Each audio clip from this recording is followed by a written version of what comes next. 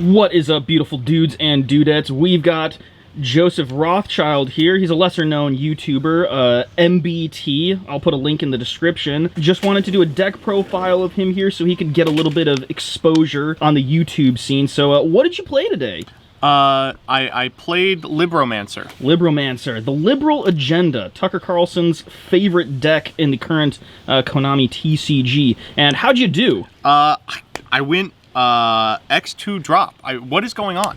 I don't know. But X-2 at the end of the first day of YCS you know, I will say, impressive. actually, many players at this event went X3 and dropped, but I went X2 and dropped. So when you line up the numbers, that's the way that it works. It's impressive. Yeah, it really is. It is. What would you say was the favorite part of running Libromancers? Well, I was shocked that I got on feature. That was a lot of fun. And that was the only one. The losses completely expected. Excellent. So let's just hop right into the deck profile so we can show off the beauty of the Mancer, the libido. So the deal with the Libromancers is that they're actually like really good. They are just kind of missing a shell or an end goal. What they probably need to be competitive on their own is like an additional ritual monster that does anything at all. Their existing ones are terrible, with the exception of Doombroker, which I am playing.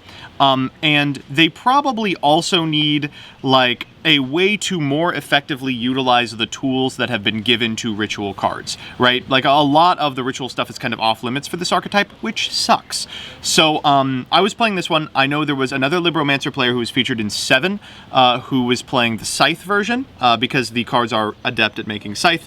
So there's a lot of directions you can go with this list, and obviously this isn't like the be-all end-all. I also want to thank specifically Cursed Eyes and Sohrab Pasikani for helping me a lot with this list. Cursed Eyes kind of laid the foundation, got second place in the most recent Chalice Slime Monthly. Sohrab is a longtime friend who kind of labbed up this current iteration. More than anything, it is his deck, but I was playing it because he missed his flight because he is so stupid. All right.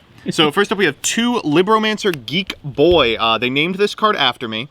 So this card, you can reveal a ritual monster in your hand, special summon it. This is the summoning condition of all the Libromancers. If it's special summoned, you can add a Libromancer spell card from your deck to your hand. This is an easy, powerful card to give the archetype if Konami wants to make it good in a future set, because right now there's only one target that's worth playing. Weird part about Geek Boy and every Libromancer is that you don't have to special summon them by their own condition. So if you special summon them off of another card that special summons a monster, you still get to trigger them. Next up is Libromancer Fire. Sorry for causing the buyout. This card is good for a number of reasons. Same condition as Geek Boy, adds a Cyburst, or adds a Libromancer from your deck to your hand. It is a Cyburst, which is important for a number of reasons. And it's just crazy. It searches the whole combo. We're playing 1 agent. I did board out of this guy a lot, just because like there's not a lot to board out of. He's really good in hands where you already have everything, which is surprisingly frequent. He adds a Libro back from your deck to your hand as an ignition, but he doesn't do anything else. He has a good stat line, which matters for hands where you can get to Doombroker but not Ben 10, but those come up pretty infrequently. And finally, Doombroker, card sucks, but it does have one good effect, which is it can set a much better card, Libromancer Intervention, when it is summoned. It also can attack directly if you use a material from field, and if it does, it can shuffle an opponent's monster back into the deck. We're playing 2 Ben 10, no idea why this card was brought off the list at all. We're not Drytron, so we only have the actual Ritual Summon as a way to put this into the graveyard, but once we do, we can search Vanity's Ruler. The deck does not have a normal summon, so you know, it's Vanity's Ruler. Essentially, we're trying to do the same thing that Drytron is this format, just set up Vanity's Ruler. The difference is this deck doesn't have the same brick issue that Drytron does, where you draw 1 Drytron name and your turn ends. It does have other issues, like its inability to make Zeus. Because we are on 3 pre-prep, because we need to find Cyber Angel Benten, we are also on an Illusion of Chaos and a Magician's Souls. These kind of conflict with certain parts of the deck, but there are a lot of boards where it's really necessary, and because we're not playing any hand traps, it's one of the few ways we have to push through going second. We're playing 1 White Relic of Dogmatica. You need to play 1 low stat Dogmatica monster so that you can bin Herald with Nadir's Servant. You can pick either White Relic or White Knight, but White Knight has 8 stars, so you can't overpay using a monster on field if you want to use it as material for Doombroker and get the attack direct effect. Different versions have experimented with playing White Relic and actually summoning it by also playing a copy of Dogmatic Calamity. That felt a little cope for me. The deck's already bricky enough. We're also playing adventures. We're on 3 Water Enchantress at the Temple, 1 Griffin Rider. I liked them. They were pretty good all day. The one downside is it means that you don't get to weave Diviner into your lines, which is a disaster if you want to play the Scythe version, so probably incompatible. We've got 3 Pot of Prosperity, 3 Emergency Teleport. This can summon Geek Boy, and it does trigger the effect. I did a lot of this in draw phases. 3 Preparation of Rites. I'm so happy we have this card at 3. And 3 Libromancer First Appearance. This card on activation adds a Libromancer from your deck to your hand. You can only activate one of these per turn, but it has an additional ignition effect that allows you to ritual summon a Libromancer monster using monsters from your hand or field. That is not a once per turn. So theoretically, if there was another good Libromancer ritual, you could just keep firing it. This does lose to a lot of the same stuff that Mystic Mine loses to, so there will be board hate for it already in Twin Twisters and Cosmic Cyclones, and if it's destroyed, it does end your turn. So, you know, just don't let it get destroyed. Speaking of, here's Mystic Mine. I'm playing one of these main alongside a Terraforming. This is a pretty common package. We don't have a lot to do going second, and this is something. You almost always have access to First Appearance through the Terraforming, drawing it, and Geek Boy's effect. Unfortunately, you usually end up with multiples. So really, any other Libromancer spell, and this deck would be off to the races. We're playing Tune to Deer Servant. We add White Relic. We send Herald of the Arclight. Usually we're adding Cyber Angel Benten. 1 Called by the Grave, and then the Adventure Stuff triple, Rite of Aramis here, 1 Draco back and 1 Fateful Adventure. This jerk showed up in my feature match. Finally, we're playing 1 Libromancer Intervention. It's when your opponent activates a card effect, you can target a Libromancer ritual you control, return it to the hand, and then summon a Libromancer from your grave. Since that's a card effect, it'll trigger Fire or Geek Boy. This card's fantastic. If it ever resolves, you win. It's in here to, like Bedos Buster and Magic Key Unlocking, insulate your Vanity's Ruler against droplets or Imperm, and it does a fine job of that.